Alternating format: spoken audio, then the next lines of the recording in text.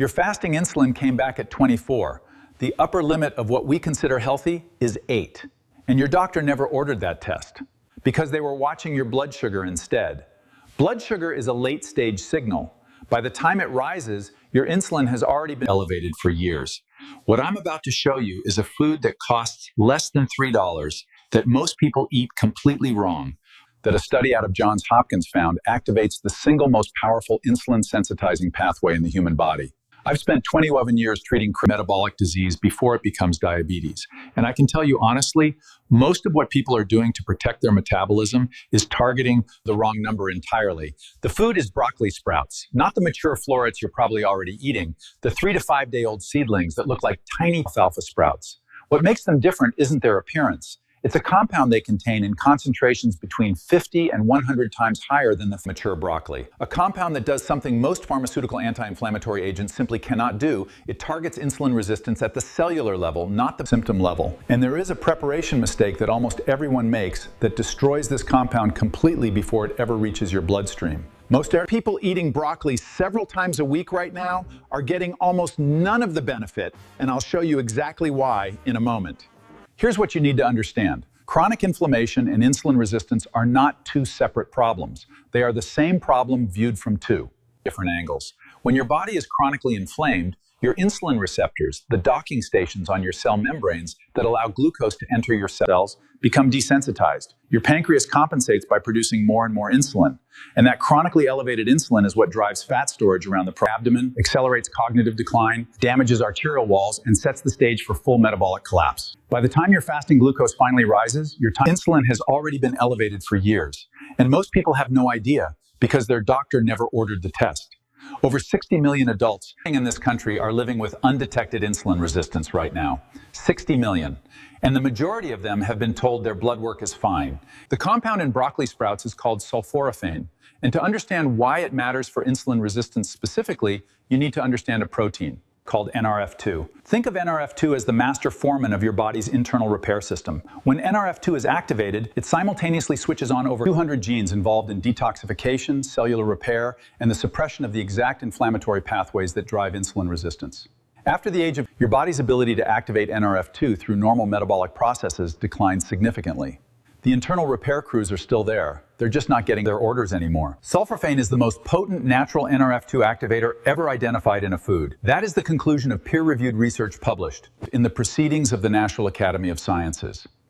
And that's not a minor finding.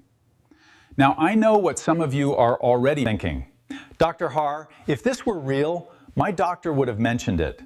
I want to be direct with you about why that hasn't happened. Physicians in a standard clinical setting are trained to prescribe interventions that have gone through pharmaceutical-grade trials. The FDA pathway is built around patentable compounds. You cannot patent a broccoli sprout. There is no financial incentive to fund the large-scale trials that would push sulforaphane into clinical guidelines. The research exists. The mechanism is solid. The gap is not scientific, it is economic. And that is precisely why this channel exists. 21 years of treating metabolic disease has taught me that the most powerful interventions are often the ones nobody is selling. A clinical trial published in the journal Science Translational Medicine followed 60 adults with obesity and dysglycemia, the early-stage blood sugar dysregulation, either a broccoli sprout extract standardized for sulforaphane content or a placebo for 2 weeks. In the sulforaphane group, fasting blood glucose dropped by an average of 10%, but fasting insulin levels dropped by an average of 14%, and HOMA-IR, the clinical measure of insulin resistance, improved by 18%. These are not trivial changes. An 18% improvement in insulin resistance in 12 weeks from a food. Patients on prescription regimens who do not achieve that result. That's the real mechanism at play. Here's the biology, because I want you to understand the system, not just the headline. Your insulin receptors sit on the surface of your muscle cells, your liver cells, and your fat cells. When chronic inflammation is present, driven by pro-inflammatory compounds, including IL-6 and TNF-alpha, these receptor language, the inflammation physically jams the receptor so that even when insulin arrives, the cell cannot properly respond. Sulforaphane, by activating NRF2, suppresses the production of IL-6 and TNF-alpha specifically. It removes the jam. The receptor can hear insulin again, and your pancreas no longer needs to compensate by producing excessive amounts. This is the mechanism your 15-minute appointment almost never covers, and it's the reason that targeting glucose alone leaves the actual problem completely untreated.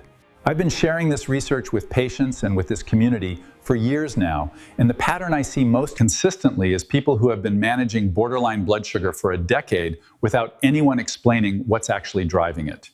Let me tell you about one of those patients. I'll call him Walter, 72 years old, retired engineer from Phoenix, Arizona. Walter's fasting glucose had been creeping upward for 8 years, always in the pre-diabetic range, never quite crossing the threshold. But Walter had never had his fasting insulin measured. When we finally ran it, it came back at 24 microunits per milliliter.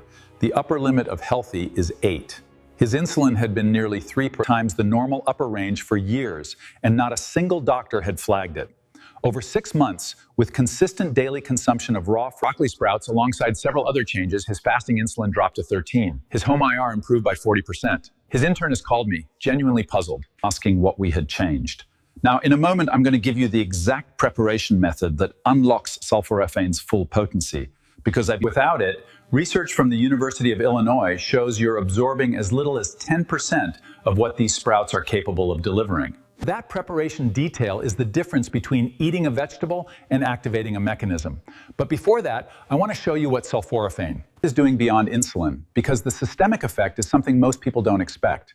A clinical trial published in Cancer Prevention Research gave participants either broccoli sprout extract or a placebo for 12 weeks. In the sprout group, markers of oxidative stress, the cellular damage that accelerates both inflammation and aging, dropped by 38%. Systemic inflammatory markers, including IL-6 and TNF-alpha, 54%, suggesting that sulforaphane's NRF2 activation is having a system-wide effect, not a localized one. After the age of 75, your body loses approximately 35% of its capacity to neutralize a specific class of oxidative compounds that accumulate in arterial walls and brain tissue. Sulforaphane activates an enzyme called glutathione peroxidase that specifically targets these compounds. This is a mechanism that most pharmaceutical anti-inflammatory agents simply do not address. And that distinction matters because it means sulforaphane is doing something for the aging body that nothing you can currently get by prescription is doing. Now, the preparation mistake. Sulforaphane does not exist pre-formed in broccoli sprouts. It is created through a chemical reaction that only happens when two components. The first compound is called glucoraphanin. The second is an enzyme called myrosinase. When these compounds come into contact, they react. You chew raw broccoli sprouts, the cell walls break, these two compounds mix, and sulforaphane is produced in real time. Heat destroys myrosinase. When you cook broccoli sprouts or steam or roast mature broccoli at temperatures above 160 degrees Fahrenheit, you eliminate the enzyme, glucoraphanin. Your gut bacteria can partially convert it, but only at 10 to 30% efficiency. This is why people eating cooked broccoli several times a week and seeing no metabolic benefit aren't imagining things. They are getting a fraction of the active compound the researchers brought. The solution is simple. Eat broccoli sprouts raw. Here's how to make this even more effective, and none of it is complicated. First, if you prefer to cook your mature broccoli, add a tablespoon of raw broccoli sprouts on top after it comes off the heat. The myrosinase from the raw sprouts converts the glucoraphanin in both portions simultaneously. Researchers at the University of Illinois confirmed by up to 400% compared to eating cooked broccoli alone. Second, pair your sprouts with a source of fat. Sulforaphane is lipophilic. It requires fat to move efficiently through your intestinal wall and into your bloodstream. A drizzle of extra virgin olive oil over your sprouts increases bioavailability meaningfully, and olive oil's own anti-inflammatory compound, oleocanthal, works through overlapping but distinct pathways. Food working in isolation. Here's how I would actually approach this if I were starting today. First, source your broccoli sprouts. Many health food stores carry them. Whole Foods, Sprouts, and similar markets stock them near microgreens in the produce section. The most economical option, and the one I use personally, is to grow them at home. A sprouting kit costs under $20 and produces a continuous supply in their 4 to 5 days. Second, dosage. The research converges around 50 to 100 grams of raw broccoli sprouts per day, roughly 1 to 2 packed cups.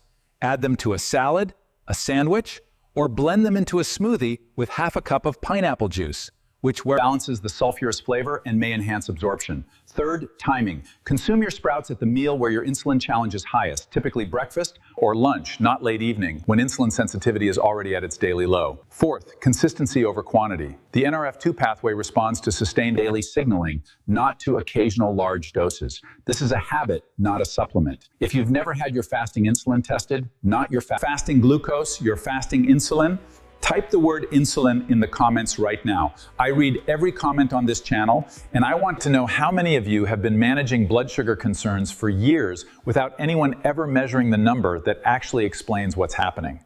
If this gave you something your last appointment didn't, share it with someone over 60 who's been told their glucose is borderline, but never received an explanation of why. That person needs this information.